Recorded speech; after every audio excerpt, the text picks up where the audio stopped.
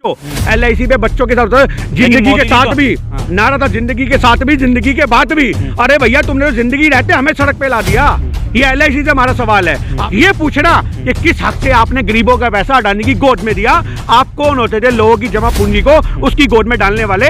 और एक तरफ से अमेरिका बजाता, एक तरफ से रवीश कुमार बजाता, वो क्या नजारा होता। अडानी भी सड़क पे और मोदी सरकार की हुकूमत भी सड़क पे। ये नजारा अगर कहीं छिप सका तो सिर्फ और सिर्फ NDTV के बिकने की वजह से छिप सका। आज मोदी सरकार ने खूब बरसाया अडानी के ऊपर, अंबानी के ऊपर। आज LIC डूबने की कगार पे खड़ा हुआ है, SBI डूबने की कगार पे खड़ा हुआ है। इसका 70,000 करोड़ रुपया LIC का मोदी सरकार ने अडानी की गोद में डाल दिया। 20 से 21,000 करोड़ रुपया SBI का उनकी गोद में डाल दिया। भैया आपका जवाई था, हिंदुस्तान का जवाई तो नहीं था। मोदी सरकार सिर्फ दो लोगों के लिए काम कर रही है, एक अडानी के लिए, एक अंबानी के लिए। तो अगर एक चोर उचक्के जो है तिरंगे की आड़ लेकर के बचना चाहेंगे तो बच थोड़ी ना पाएंगे। तो बता रहा हूँ, समाज में मुट्ठी भर लोग हैं जो कमा रहे हैं, आप समझो, और बाल्टी भर लोग हैं जो लुढ़क रहे हैं। अगर आज NDTV बचा हुआ होता तो एक हिंडा बस की रिपोर्ट और एक ये आग में घी डालने का काम करती, एक और एक 11 वाली 22वें नंबर पे पहुंचा है। थोड़ा समय आप देखते जाओ, ये 100 नंबर से भी पार हो जाएगा। आज इसको बनाने वाला कौन है? 2014 से पहले हमारे देश का कुत्ता भी जिसको नहीं जानता था, आज उसको विदेशों के लोग जान रहे हैं। किसकी वजह से? सिर्फ और सिर्फ मोदी सरकार की रहमत की वजह से। आज मोदी सरकार ने खूब बरसाया अडानी के ऊपर, अंबानी के ऊपर। आज यही वजह के बाद इतने बड़े बन पाए, और इतने बड़े बनने के बाद उन्होंने हमारे देश की क्या हालत कर दी वो चीज समझने की बात है। आज LIC डूबने की कगार पे खड़ा हुआ है, SBI डूबने की कगार पे खड़ा हुआ है। इसका कौन हर्जाना बढ़ेगा? आज लोगों ने अपने पैसे जमा करे थे LIC के अंदर, हमारे भी पैसे जमा थे, ये सोच करके शायद बच्चों का भविष्य उज्जवल होगा। पर आज लोग अपना SBI के बाहर और आपके LIC के बाहर कटोरा लेके बैठे हुए हैं, ये सोचते हुए कि उनका पैसा डूब गया। क्यों? 70,000 करोड़ रुपया LIC का मोदी सरकार ने अडानी की गोद में डाल दिया। 20 से 21,000 करोड़ रुपया SBI का उनकी गोद में डाल दिया। भैया आपका जवाई था, हिंदुस्तान का जवाई तो नहीं था।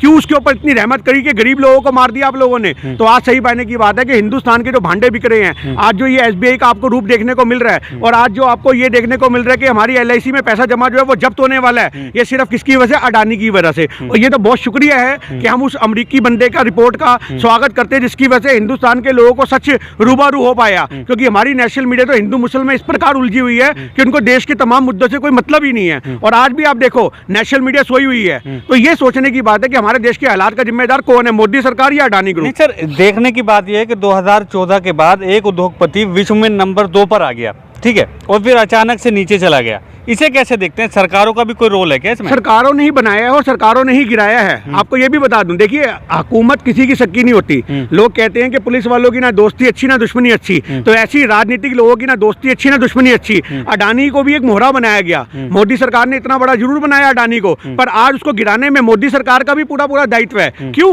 क्योंकि आज आपको पता हो, कांग्रेस के नेता राहुल गांधी जी हो जाए या बड़े से बड़े बाकी विपक्षी नेता हो जाए, वो घेरते थे किसको? अडानी को और अंबानी को। वो हमेशा कहते अपने व्यक्तंगों में कि आज देश में मोदी सरकार सिर्फ दो लोगों के लिए काम कर रही है, एक अडानी के लिए, एक अंबानी के लिए। तो आज मोदी सरकार अपना बचाव पक्ष सोच के बैठ गई है। आज जो मोदी सरकार को सपोर्ट करने वाले लोग हैं, जिनको समाज के लोग अंधभक्त कहते हैं, आज वो प्रोटेक्ट करेंगे कि अच्छा अगर अडानी मोदी का बंदा होता तो क्या मोदी उसको इस हालत में आने देता? क्या उसको इतनी गरीबी के रूप देखने पड़ते? तो ये भी एक बहुत बड़ा आपको बता दूं मैं षड्यंत्र है जो 2024 के इलेक्शन से जुड़ा हुआ है, ताकि लोगों के पास एक जवाब हो जाए और मीडिया इसको बहुत अच्छे से हैंडल करेगी। आप समझना, थोड़े समय बाद जब यह मुद्दा उठेगा कि ये मोदी के आदमी हैं, तो मीडिया कहेगी कहां मोदी के आदमी हैं? अगर मोदी के आदमी होते तो इनका ये हाल होता। तो ये एक बहुत बड़ी चाल है। वो जो वचन कहा था उन्होंने कि ना खाऊंगा ना खाने दूंगा, उसको सत्य करने के लिए उसको सत्य करने के लिए सब चीजें की जा रही है। बट एक सच्चाई समझो कि वो 70,000 करोड़ रुपया LIC का उसकी गोद में गया कैसे? SBI का पैसा गया कैसे? आपको मैं बता दूं कि लॉ के अकॉर्डिंग कुछ नियम होते हैं, बैंकों को अपने पास कुछ पैसा रखना होता है एज ए सिक्योरिटी के तौर पे, जिसको CRR कहते हैं, बैंक रेट रेशो कहते हैं। तो ये जो कैश रिजर्व रेशो होती है, लिक्विड रेशो होती है, ये वो पैसा होता है जो बैंकों को अपने पास रखना बहुत जरूरी है। बैंक खाली नहीं हो सकते। पर आप सोचो कि जो जमा पूंजी थी बैंकों की अपनी, वो भी अडानी की गोद में डाल दी। LIC के लोगों के भविष्य के पैसे उसकी गोद में डाल दिए। लोगों ने अपना पैसा LIC में क्यों रखा था? कि हमारे बच्चों का भविष्य बनेगा। पर आज उन बच्चों को जो रोड पे आना पड़ा वो किसकी वजह से? मोदी सरकार की हुकूमत की वजह से। अडानी तो कह रहे हैं कि उन पे हमला मतलब देश पे हमला है। तो अगर देश पे हमला हो गया तो प्रधानमंत्री कैसे बैठे? अगर एक चोर उचक्के जो है तिरंगे की आड़ लेकर करके बचना चाहेंगे तो बच थोड़ी ना पाएंगे। आज आप मर्डर कर दो और उसके बाद तिरंगा ओढ़ लो तो देशभक्त बन जाओगे? आप ये बात बताओ। तिरंगे की आड़ में छुप के, राष्ट्रवाद की आड़ में छुप करके ये देशद्रोही लोग अपने आप को बचाव नहीं कर सकते। अडानी ने जिस प्रकार से देश को लूटा है कोरोना काल के बाद से, आप देखते जाओ कि उसकी प्रॉपर्टी कोरोना में हम लोगों के भांडे बिक गए। आज तक लोगों की जो एक मिडिल क्लास लोग हैं उनकी रीढ़ की हड्डी संभल नहीं पाई। कोरोना काल में ये पार्क बैठे आप हजारों लोगों को देखोगे जो यहाँ पे आपको दिखेंगे बेरोजगार, जिनकी कमर कोरोना ने तोड़ दी। पर आज ऐसा कौन सा कोरोना था जो अडानी को इतना ऊपर ले गया, अंबानी को इतना ऊपर ले गया? हम लोगों को जमीन में धंसा दिया कोरोना ने, उनको बड़ा बना दिया। सिर्फ किसकी वजह से? मोदी सरकार की वजह से। कोरोना से पहले 70 रुपए की महाकोष की थैली बिकने वाली आज 150 रुपए की हो गई, डबल से ज्यादा। किसकी वजह से? मोदी सरकार की वजह से। हाँ जी, इनकम भी तो बढ़ा रहे हैं। हमारी तो किसी की इनकम नहीं बढ़ी। ये इनकम सिर्फ बढ़ी है तो उन्हीं 2 ग्रुप के लोगों की बढ़ी है। मैं आपको वही तो बता रहा हूँ। समाज में मुट्ठी भर लोग हैं जो कमा रहे हैं, आप समझो, और बाल्टी भर लोग हैं जो लुढ़क रहे हैं। तो ये हमारा समाज बन चुका है कि मुट्ठी भर लोगों के मजबूत होने से देश मजबूत नहीं होता। देश मजबूत होता है एक रेडी वाले के, पटरी वाले से। देश मजबूत होता है कि एक भाईचारे से। पर आज हमारे भाईचारे को खत्म किया जा रहा है। हमारे देश में रेडी वाले, पटरी वाले, छोटे व्यापारी सब खत्म किए जा रहे हैं। सब उद्योगपतियों का एक तरह से देखा जाए तो भांडे बिक चुके हैं। आप अगर आज मार्केट जाओगे तो दिवालिया पिटे हुए हैं। आज जो पहले डेली वेज पे पैसा लेकर के कमाते भी थे और ब्याजियों को भी कमाने को देते थे, आज उन लोगों की ये नौबत आ गई है कि दुकानें छोड़ छोड़ के भाग रहे क्योंकि उनके पास देने को पैसा नहीं है। ये हालात का जिम्मेदार कौन है? ये मोदी सरकार की गलत नीतियां, ये मोदी सरकार के पाले हुए पालतू अडानी अंबानी, ये इसके जिम्मेदार हैं। और आज हमारा देश अगर उभर सकता है तो सिर्फ छोटे व्यापारियों को मजबूत करने से उभर सकता है। अडानी अंबानी जैसे बिजनेसमैन को सपोर्ट करने से देश मजबूत नहीं होगा, देश कमजोर होगा। आप कह रहे हैं कि मीडिया चुप है या बड़े अच्छे से इस मुद्दे को निकाल के लेके जा रहा है? क्योंकि वो इस वजह से भी कर रहा है ना, कहीं उनके चैनल भी ना बिक जाएं, खरीदे जाएं, जैसे भी एनडीटीवी के साथ हुआ। वहीं कहा जा रहा है कि एक पत्रकार की हाय लग गई सेठ को। हाँ, हाय नहीं लगी। आपको पता होगा थोड़े दिन पहले अमेरिका में नजर आए थे कौन? रवीश कुमार।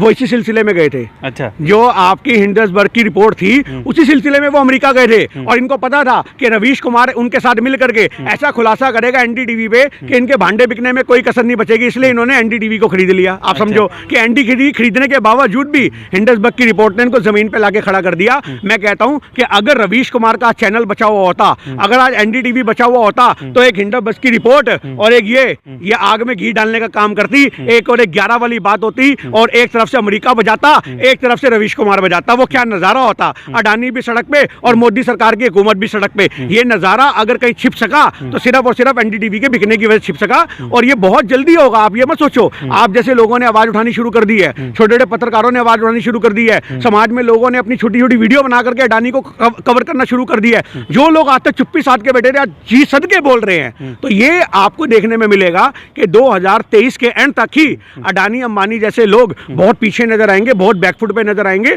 और इसका सही मायने में जो असर है वो हिंडसबर्ग की रिपोर्ट का होगा और भारत के लोगों का जागरूक होने का होगा और भारत जोड़ो यात्रा का भी एक आपको असर देखने को मिलेगा कि लोगों को जागृत किया गया कि अपने हकों के लिए आवाज उठाओ और बुलंद करो। 6 तारीख को कांग्रेस पार्टी, आप समझो 6 तारीख को कांग्रेस पार्टी एसबीआई के बाहर, एलआईसी के बाहर बहुत बड़ा प्रदर्शन करने वाली है कि आपने किससे पूछ करके वो पैसा इनकी गोद में डाला। ये एलआईसी, हाँ, 6 फरवरी को बहुत बड़ा प्रदर्शन होगा। भारत के हर राज्य में होगा, भारत के हर जिले में होगा, भारत के हर ब्लॉक में होगा और एसबीआई और आपके एलआईसी के जो कार्यालय हैं, जो बड़े बड़े इनके दफ्तर हैं, उन दफ्तरों के बाहर होगा 6 फरवरी को। उसका रीजन क्या है? ये पूछना कि किस हक से आपने गरीबों का पैसा अडानी की गोद में दिया। आप कौन होते थे लोगों की जमा पूंजी को उसकी गोद में डालने वाले? क्योंकि आज अडानी बर्बाद नहीं हो रहा, आज हिंदुस्तान की आज हिंदुस्तान की अर्थव्यवस्था डूब रही है। आप समझो आज हिंदुस्तान की अर्थव्यवस्था डूबने की कगार पे खड़ी है। एलआईसी सिर्फ एक एलआईसी नहीं है। देखो बाकी संस्थान तो इन्होंने बेच दिए, जो बचे हुए थे उसकी गोद में डाल दिए। आप समझो जो बेच दिए वो बेच दिए, जो बचे हुए थे उसकी गोद में डाल दिए। तो हमारे पास बचा क्या? हिंदुस्तान का एक संस्थान ऐसा नहीं जिसपे हम लोग गर्व कर सकें। आज आप समझो एलआईसी पे बच्चों के साथ जिंदगी के साथ भी नारा था, जिंदगी के साथ भी, जिंदगी के बाद भी। अरे भैया तुमने तो जिंदगी रहते हमें सड़क पे ला दिया।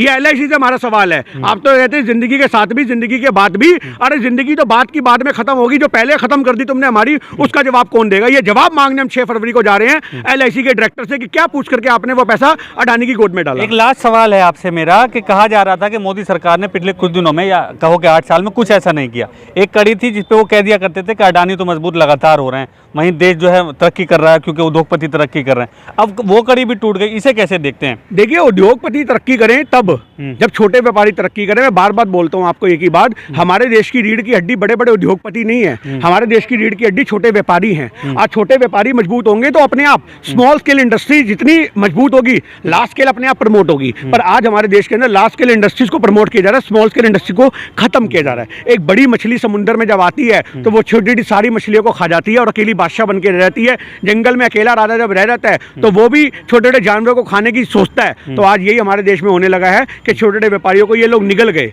आप समझो, उसका छोटा एग्जाम्पल आप यही देख लो, जियो। एक जियो के आने से वोडाफोन, फलाने फोन, डिमकने फोन, एयरसेल, पता नहीं कितने ब्रांड चलते थे फोनों के, आज वो सब खत्म हो गए हैं। आज ये एयरटेल सिर्फ अकेला बादशाह बन के बैठे तो उससे टक्कर ले रहा है। आप समझो, उसके अलावा बाकी सब लोगों के तो आज टावर ही गायब हो चुके हैं। और ये जान जान के 4G क्या 5G क्या उसकी इन्वेंशन करते जा रहे हैं ताकि लोग इनका टक्कर और सामना भी ना कर पाए, क्योंकि ये बड़े बड़े उद्योगपति हैं। आज ये पूरे कम्युनिकेशन को खत्म कर गए। कौन?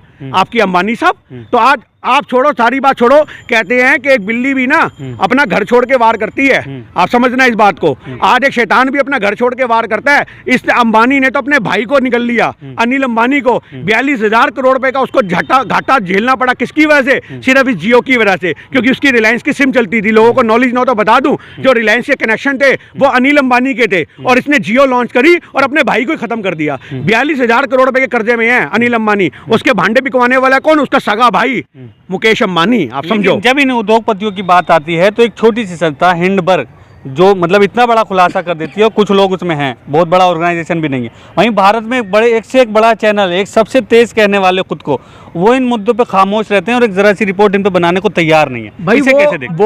वो लोग आज की डेट में हिंदू मुस्लिम से बाहर निकलेंगे तो कुछ मिलेगा उन्हें। आज हमारा देश धर्म की बलि चढ़ चुका है। आज हिंदुस्तान जो है वो धर्म की बलि चढ़ चुका है। आज हिंदुस्तान के अंदर जो मौलाना है, जो पंडित हैं, ये बिकाऊ हैं। 5-5 हजार रुपए में टीवी में बैठ करके भोंकते हैं ये लोग और ये हमारे देश को खराब कर रहे हैं। ऐसे मौलाना को, ऐसे पंडितों को पकड़ के आप कटघरे में खड़ा करो, इनसे सवाल करो कि तुम इनके ऊपर फतवे जारी क्यों नहीं करते मुसलमान संगठन में। तो ये कहता हूं, आज मुसलमान संगठनों को चाहिए कि ऐसे मौलानाओं का सबसे पहले घेराव करें, इनके घर का घेराव करें। ऐसे पंडितों से पूछें कि भैया तुम देश में वहां पे जाते ही क्यों जाते हो जब तुम्हें देश में हिंदू मुस्लिम करने के लिए बुलाया जा रहा, क्यों? अरे आज से पहले चैनलों के अंदर, आप समझो, आज से पहले दूरदर्शन आता था।